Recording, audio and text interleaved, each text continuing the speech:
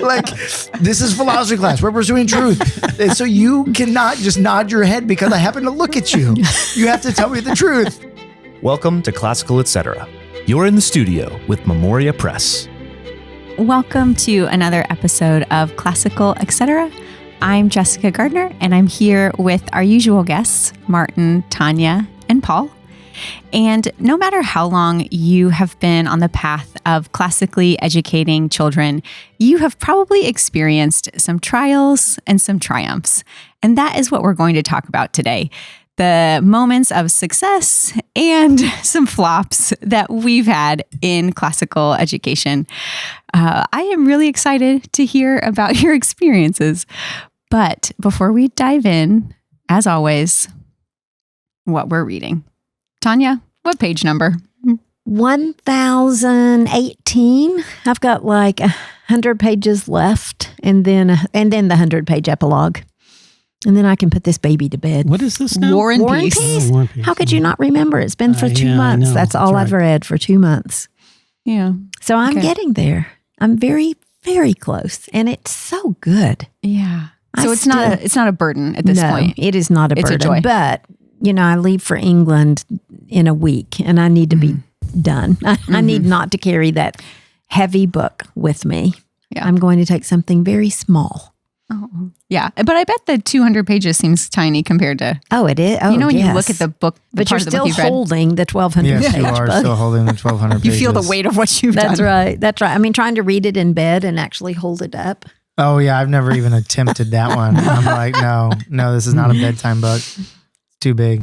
Oh, Paul, But how about you? I'm on like page 620 or something like that. Ooh, you got a ways to go, but it just gets better and better. Oh, yeah. I mean, I really enjoyed... You're reading War and Peace too? Martin, get on the train. I've already read it like 5 times. I think that's enough. That feels like an exaggeration. That's a half a life right there. I was going to say. You have not read it 5 times. Well, maybe 4. Oh, please. Oh, please. It's like Abraham and God. We'll get you down to 1. 3. One time you read it.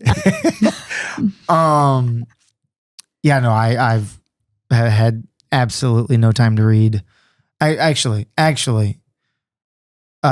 since we've had foster kids in our house the past couple of weeks, I actually have been able to listen to a significant amount while they're going to bed, like because they need me in the room to fall asleep. And so I just put in an earbud and listen to a book. Mm-hmm. But that's all. Like, it can't be any book that I really want to engage with, because it's just something to kind of keep my mind occupied while I'm just sitting there trying to be as motionless as possible. So that keeps kind of rolling. But no, I was giving my students an exam yesterday, and I thought, I'm going to bring my War and Peace book, and while they're taking their test, I can walk around and read. So I got a few pages read at least. Yeah, that's how I started. Perfect. But I thought, oh yeah, this really is enjoyable. I have to find time to do it. That's the thing. It's so big and so overwhelming that if you put it down for a bit, it's really hard to pick back up because you think, whoa, this is such a commitment. Just the inertia. But once you pick it up and start, and if you can just keep rolling a little every day, then it's more doable. Because the last time my last spurt, I did at least you did a lot 300 pages or something in like less than a week. But also like everything in my life sort of aligned, where I had lunch breaks that I could actually use and had some time at night, and you know, and now my life is definitely not aligning to reading. Well, I've War and Peace is one of those books when I'm out speaking that people you end up talking about, and people will say, well, so what do you like about it? And I'll just say, well, it's life. War and Peace is life, and life is long, hopefully. So the novel's long, but it's one you can live in for a while, and it is, and I feel like the characters are so well developed. Yeah. Oh, absolutely. Well, he's got time to develop them. Yes, he does. Yes, and that is the thing. When I first started it, I really was. They were all young, and as they started maturing and you saw the difference between them, especially in the first war that they were involved in, it really matured them to a point where then they become more interesting people than they were at the beginning. It's all different generations of people, different ages. And Right. Well, I'm reading James Hankins. I'm still reading James Hankins. Speaking of long things, James Hankins' Virtue Politics. And I've been closing in on the end of this book for about 3 weeks now. It's a big, thick thing.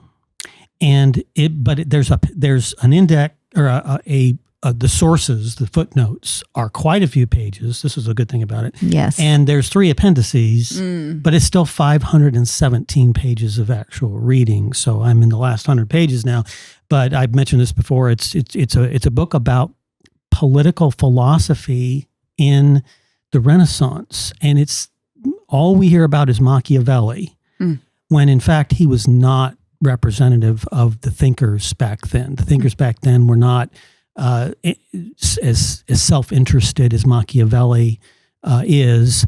They were about virtuous leaders and therefore education, because in order to get a virtuous leader, you have to have one with a good virtuous education. And so it's just really refreshing to listen to. And he's just got all kinds of different angles on this that I'm just really enjoying.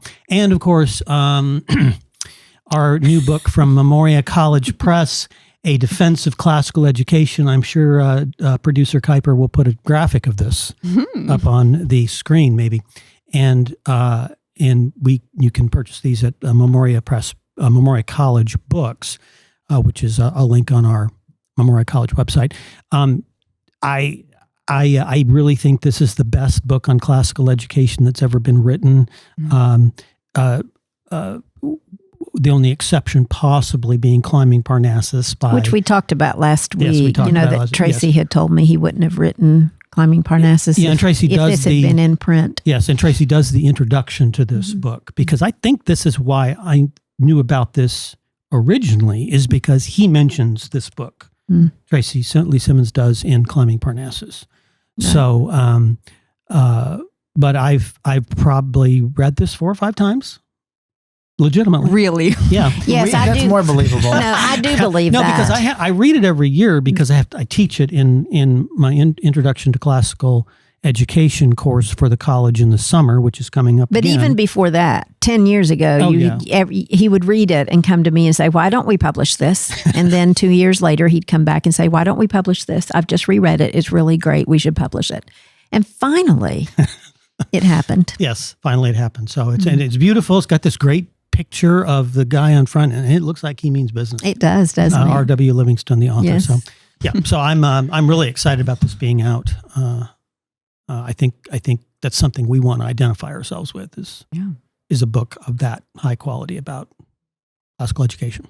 Yeah, that's terrific. Lincoln Highway? Yep. And I think we can all agree that an object in motion stays in motion. I just got to keep going. Keep going. That's right. Have you gotten to Odysseus?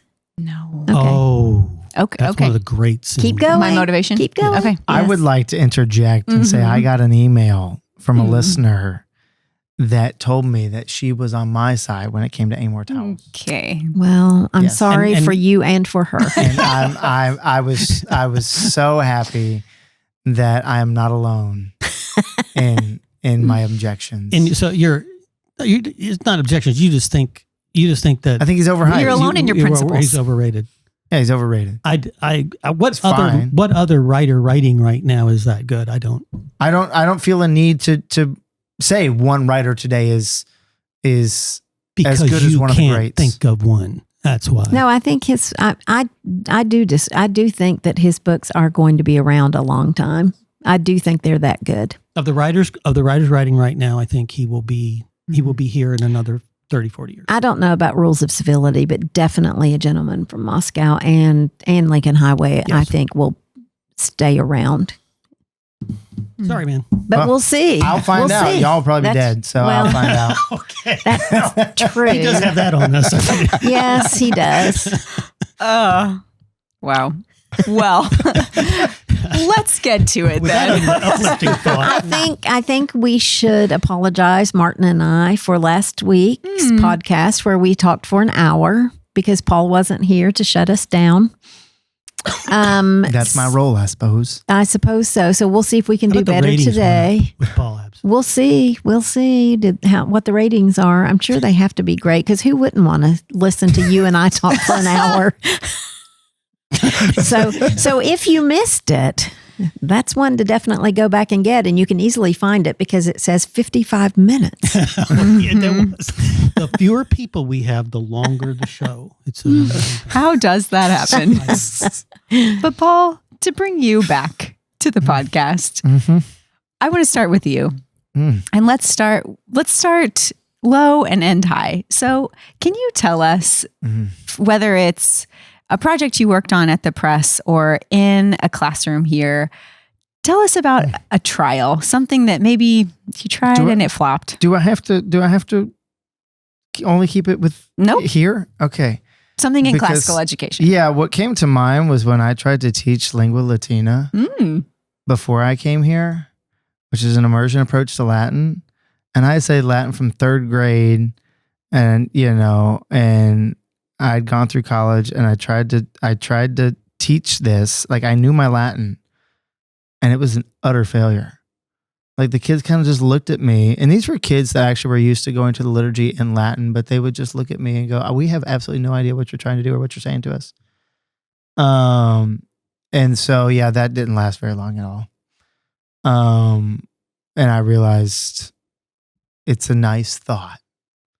Practically, it just doesn't work. Immersion. To immerse students, yes, before they even know their grammar forms or the vocabulary. It's just a total. Yeah, I mean, it's a wholly different thing if you're dealing with a toddler and you're speaking to them in multiple languages all the time. They pick it up, right? But in a classroom setting, immersion just doesn't work because they just don't have the exposure, the long enough exposure to it, and you don't have the patience and the time to work through this for 4 years before they actually have to say something that's comprehensible in that language. You're saying that people have a hard time conversing in a language they don't know? I am saying that people that's have an amazing principle. A lot of people don't understand that. Yeah. I will also say that here, my first year teaching here, there were many days teaching a class of 7th grade boys that I came out and I was like, I don't have control of these boys. And it was, and I actually instituted a thing called the chair of frustration. And the chair of frustration was when they would get out of hand, I would just pull the chair out and I would sit in the chair of frustration in front of the class. And it indicated to all of them that like they've gone too far and I don't know what to do anymore. And it would generally calm them down and we could get started again. But yeah, that was my chair of frustration. Well, that's just typical of any new young teacher is you really want them to like you. And I came into teaching, I was early 40s when I first stepped into a classroom to teach. And so I think I took a more motherly approach. I'd been homeschooling. And so I didn't really have that problem. I mean, I'm not saying I didn't have failures, but that wasn't one of them. I was probably maybe a little more strict than, I took it to heart when Cheryl said, don't smile until December. That's a good one. That needs to go in the sayings of Cheryl Lowe. In your Lingua Latina class, did you have the flexibility to change things up when you realized it wasn't working? Yeah. Good. It was fairly the Wild West at that school. And so, I could kind of see the culture was headed that way. So it's like, I'll try it, And then when that didn't work, I was like, no, not doing that, Well, and part of teaching when you have not done it before is just confidence. And students can shake your confidence. And so you have to establish real quick that you're in control of the classroom. And they know when they've shaken it. They absolutely know when you're vulnerable. And if you don't have that confidence, your classroom is just it's just not gonna work. And after teaching for many years, you walk into classrooms at schools you're visiting or whatever. And I remember one in particular, and there were 3 boys in the back, and they were just talking and were not paying any attention at all. And the teacher who was there just did not know how to deal with it. And so I walked to the back of the room as I was teaching, and I stood in front of those 3 kids the 3 boys in the back of the room, and I taught directly to them. I asked all the questions of them, and they knew that was what was going to happen if they didn't shape up. And so you could, so you have to stab at that real quick and then slowly let off on the control. That's right. So That they know they can't do that. Oh yeah. I mean, even this class I'm teaching this year, there's a particular class that I'm often teaching next to a student. Like there's a couple of students that they love to have fun. I like to have fun too, but and these are 11th graders. These are 11th graders. And actually this was not a triumph, but a funny story. The other day I came in and we hadn't finished the reading I wanted to do the week prior, like reading it in class and discussing it. So I told them, like, read it over the weekend. We'll come back, we'll discuss it. So I come into class on Tuesday and I'm like, you all read that, right? And I look at one kid and he nods his head. And then another child's like, no, you didn't ask us to read that. And I was like, well, he read it, so somebody heard it. And he's like, no, I didn't read it. You were just looking at me, so I nodded my head. And I was like, okay, student A, we are here pursuing truth, right? That's gonna solve the problem. Like, this is philosophy class. We're pursuing truth. And so you cannot just nod your head because I happen to look at you. You have to tell me the truth. So that's good. That is great. That's great. Oh, and in the early days of Highlands, there was a student I know who it was. Yeah, we'll just call him Terrence. And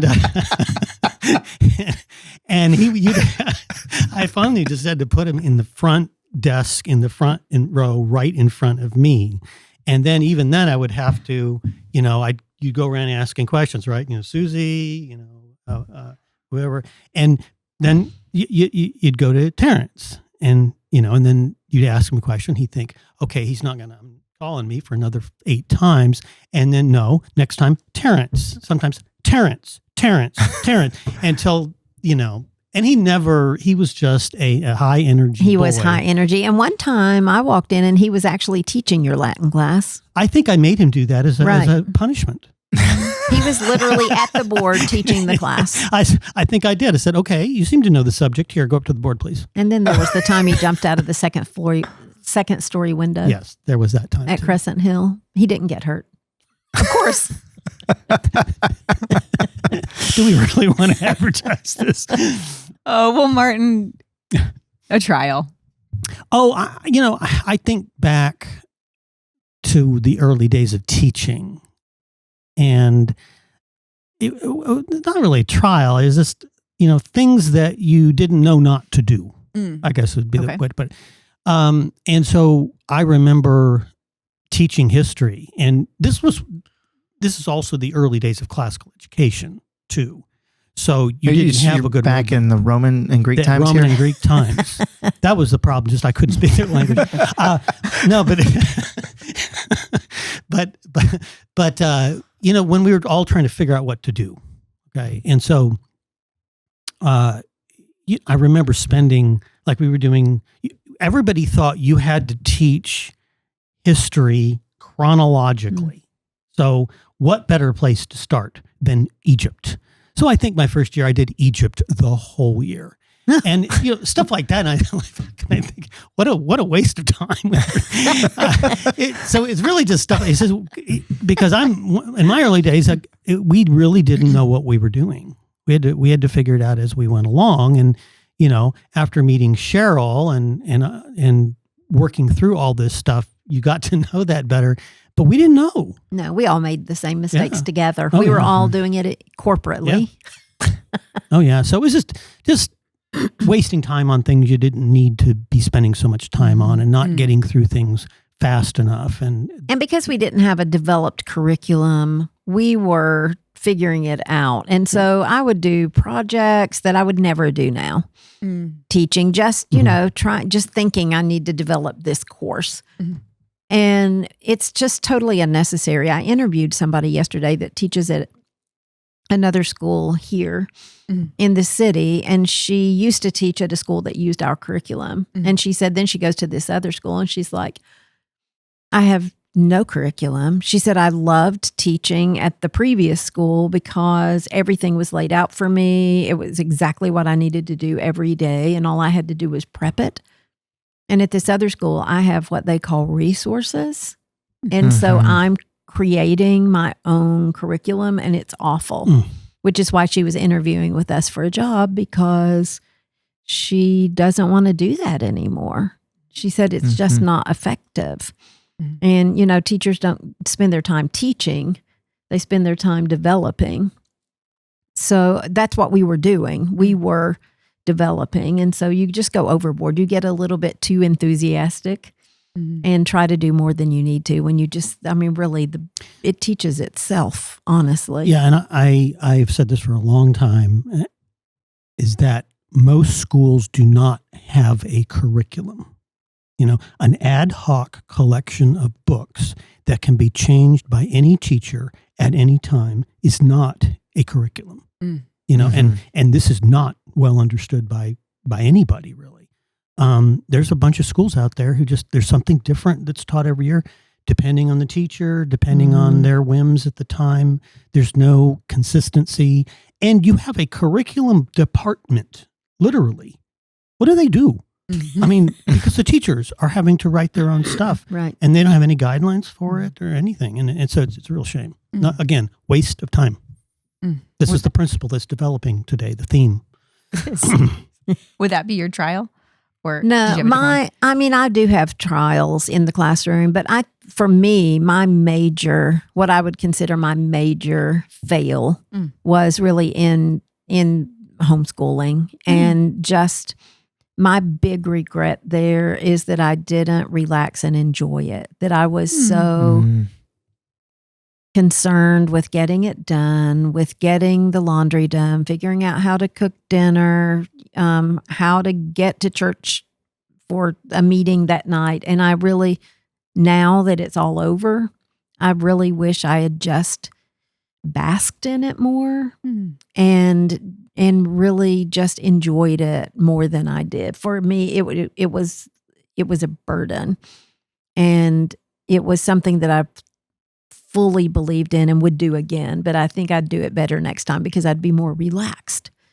I just would like the opportunity to try it as a relaxed person and not a nervous wreck because I didn't get all of my boxes checked off and my children didn't move fast enough and everything was an unorganized mess at the end of the day. And that's okay. That should have been okay. I mean, I feel like a lot of times I lost sight of what we were doing and I was just checking boxes. And so that's my regret is literally with my own children. Teaching is the best thing and the worst thing. If you're not prepared or something's wrong, it's a terrible experience. Right. But if you're doing it right and you know you're doing it right, the fulfillment that comes from that is just amazing. On that topic of checking boxes and I was thinking about trials and stuff and the different sets of foster kids we've had. You know, like one needed to work on her math facts, and the teacher even sent home math flashcards. I'm like, I have access to math flashcards, but okay, we'll take them. You know, and but it was so hard to establish a routine to make sure that got done every day. You know, well, I mean, you get caught up in that kind of thing. Yeah, and I mean, just this morning, I've found out that the past week we've had this batch of kids in the school. They've been sending home like a reading log that we're supposed to fill out because they're kindergarten, first grade, and what book did we read at home that night? And I'm like, now I feel like a horrible parent because I'm not filling it out. But at the same time, I know that every night we're reading Bible story together. And I might read 3 or 4 books. Right. But you haven't filled out the log. I haven't log. filled out the form, right? I'm not checking that box. But then I feel bad about putting that back in her bag in the morning going, I don't have time to fill that out. And it's just those sorts of things too that just kind of pile up on you when you talk about like basking in it. Like, we really enjoy reading books together, but I'm not like, but it's that added burden of just like actually checking the box that can get to you and wear you down. Yeah, I mean it's a lot, but I'd do it again. That's right. On that note, Paul, how about a triumph? You know, the class I taught in 2019 to 2020, when I was the first time I taught the philosophy class, I would make comments about like this shouldn't just be a subject you study at school and then you forget about, right? Like this should be part of your life. Like, I told them, I mean, we get together, we have discussion nights, like we'll get together, we'll talk about philosophy. Well, you know, and I said, but I'm not hosting that while you all are still in school. Once you're graduated, let me know. Come out to the farm. We'll have a night together. You know, and they came back a year later, you know, when they graduated as seniors, and they said, we want to come and we want to discuss philosophy. And I thought, wow, wow, you know, like that was that, you know, and I've had students reach out outside of the classroom where I realized this is impacting them way more than just can they pass the test. And that's worth every every hour of labor to try to that's right be ready for class and grade their check essays and check off those boxes. It's worth it when they come back and they, you know, and they ask for that. And I had one student, I taught her in 8th grade. I wasn't teaching her philosophy. I was teaching her the Aeneid. And she always would ask, this is my first year teaching. This is when I'm mad at those 7th grade boys, but I had a class of 8th grade girls that were largely well behaved. But they had been so well trained by the lower school that they needed to know exactly what the right answer was for the study guide, that I started, anytime that student would say, well, you didn't cover, you know, this question, or what should I put down for this question? I'd say, well, what do you think you should put down for that question? Like, give me an answer. That sounds great. Put it down, you know? And then we started having deeper and deeper discussions about like, what are the themes in the Aeneid, and like, what of them, and how does that affect our lives? And I saw about halfway through the year, all of a sudden it clicked in her mind that she started thinking more deeply instead of just what's the right answer. And then it was 4 years later when she's a junior, I walked into her classroom showing a visitor around where she was studying. The class was the philosophy class, and she articulated a question. At that point, I would have had time articulating. And I saw that and I thought, I'm going to take credit for that one because I started it in 8th grade, right? Like I started that process, and it's just so great to see where those kids end up years later. Because it really does set their lives on a trajectory. Martin, how about you? Well, the thing that, and it's a lot of, you know, you realize things looking back on them. You didn't realize it at the time, but having an order that you can use to teach something is so comforting. You can rest in that. You know, you're nervous when you're having to try to figure out how to teach something. And one of the great things about our Latin program, this is what I think of, is, and we've talked about this before, back in the day when we would arrive at school and be walking into our classrooms, and Cheryl will just have completed the new chapter in at first 2 o'clock form, in the morning. Yeah.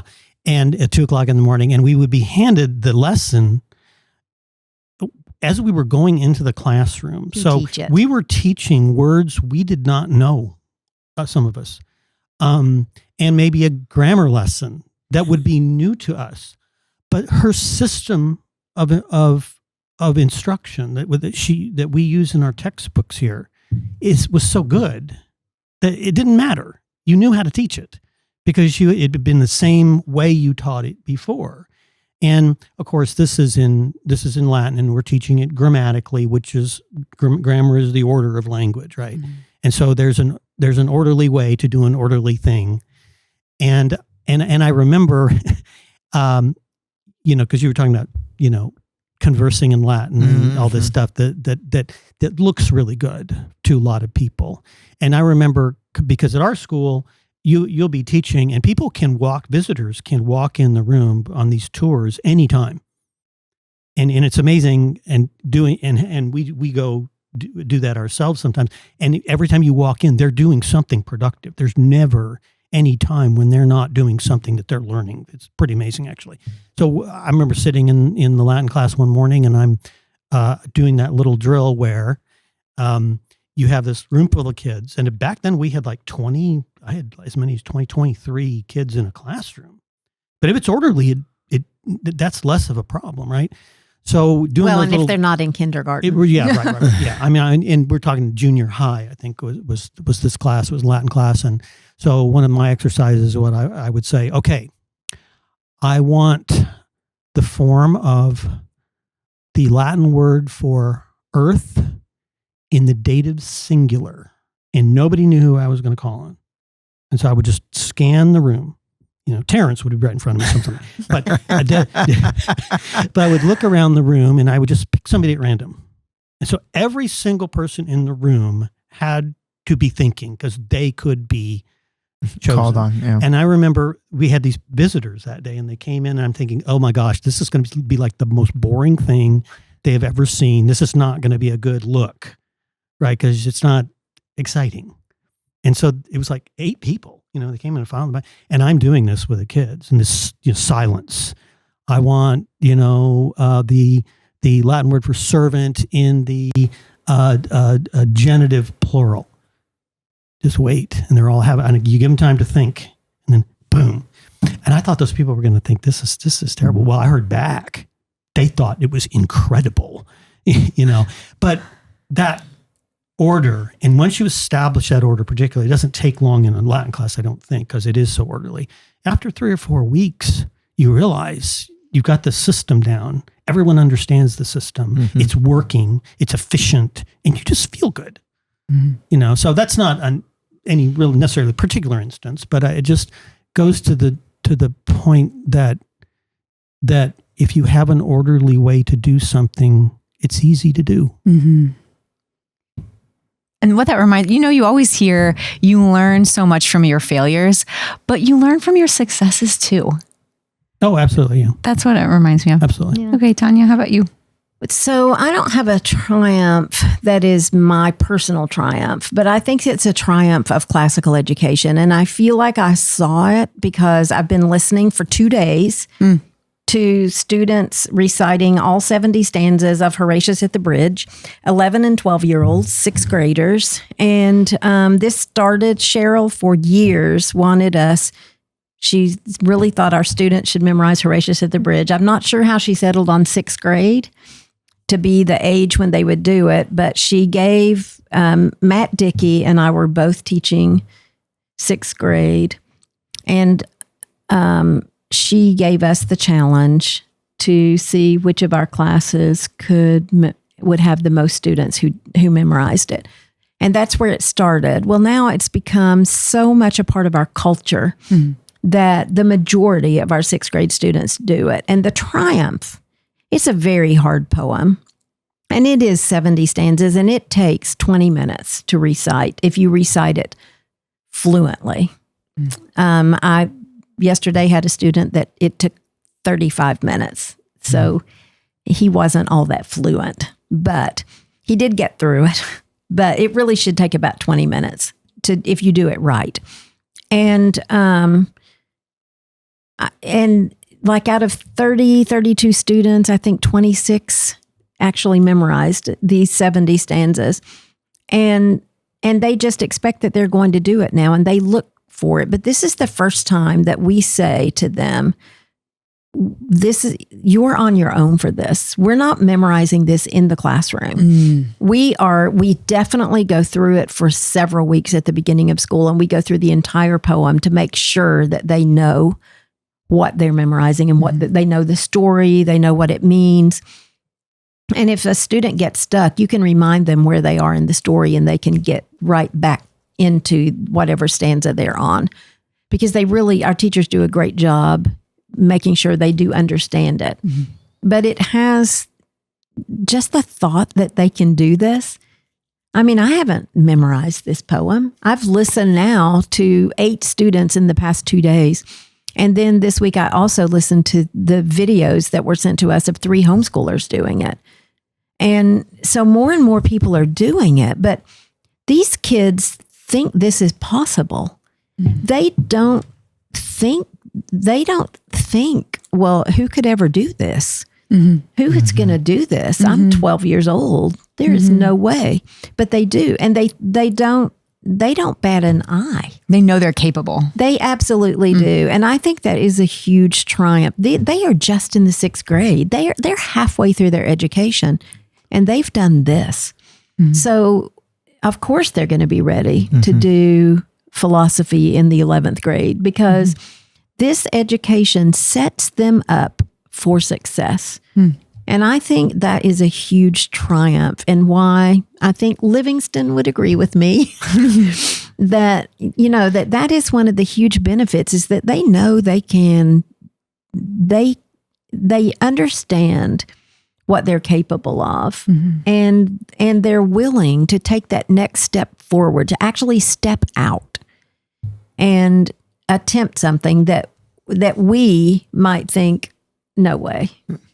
No. However, I will say that as the grandfather of a 4th grader, who I'm sure this will change as he gets closer to this, but who quivers in fear of the prospect. Well, a little boy, one of them told me today after he finished, he said, I am so glad that is over with. But imagine the sense of achievement that you have. That's right. Oh, he was so proud. I love, because I always, when they get to the very last stanza, I always am looking straight at them. I just quit looking at my book, because I can see, and you can see when they start that last stanza, they know they've made it. Yeah.